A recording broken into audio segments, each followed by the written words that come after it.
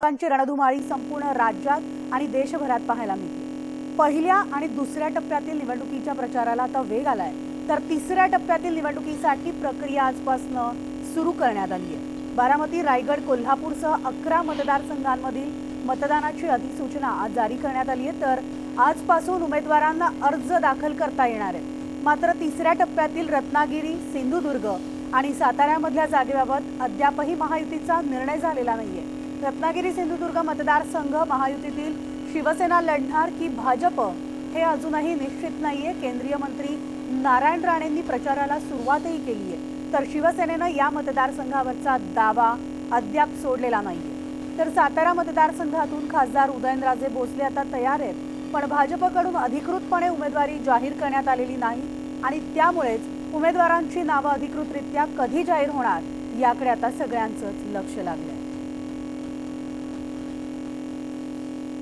आणि याविषयी आपण सविस्तर अपडेट जाणून घेऊयात। आमचे प्रतिनिधी प्रशांत लीला रामदास आपल्या सोबत आहेत। गुड मॉर्निंग प्रशांत, तिसऱ्या टप्प्यासाठी निवडणूक प्रक्रिया आता सुरू झाली आहे, मात्र अजूनही महायुतीमधील 2 जागांचा तिढा सुटलेला नाहीये।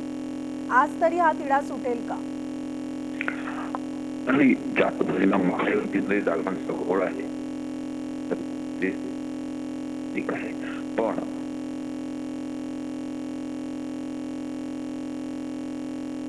प्रशांत, तुमचा आवाज पोहोचत नाहीये। तिसऱ्या टप्प्यासाठी निवडणूक प्रक्रिया सुरू झालेली असून राज्यातील 11 मतदारसंघांमध्ये अधिसूचना लागू आहेत, तर महायुतीमध्ये 2 जागांचा तिढा हा अजूनही कायम आहे। रत्नागिरी, सिंधुदुर्ग, साताऱ्याच्या उमेदवारीकडे आता सगळ्यांचंच लक्ष लागलं आणि आजपासून उमेदवारी अर्ज सुद्धा दाखल करता येणार आहेत।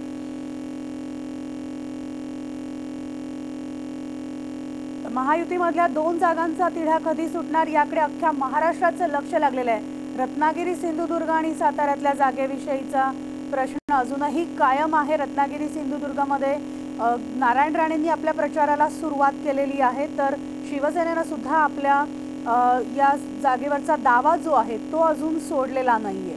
केंद्रीय मंत्री नारायण राणे या ठिकाणी प्रचार करतायत। शिवसेनेचा मतदारसंघावरचा दावा कायम आहे आणि सातारा मतदारसंघातून खासदार उदयनराजे भोसले सुद्धा तयार आहेत, पण भाजपकडून अधिकृत उमेदवारी जाहीर करण्यात आलेली नाही आणि त्यामुळे उमेदवारांची नावं आता अधिकृतरित्या कधी जाहीर होणार याकडे सगळ्यांचं लक्ष लागलंय। पुन्हा एकदा जाऊयात आमचे प्रतिनिधी प्रशांत यांच्याकडे। प्रशांत,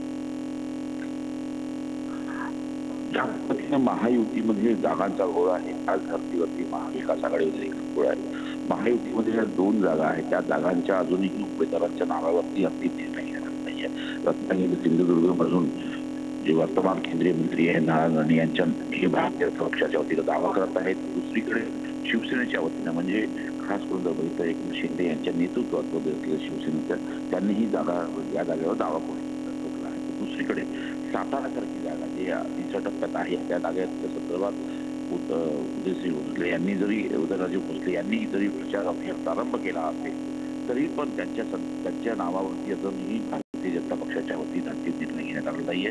त्यांच्या नावाची अजूनही घोषणा करण्यात आलेली आहे, त्यामुळे या जागांचा घोळ केव्हा सुरू अतिशय महत्वाचं असेल। या संदर्भात होऊ शकतं की आज किंवा उद्या भारतीय जनता पक्षाच्या वतीने ही यादी देखील जारी करण्याची शक्यता केली जात नाही।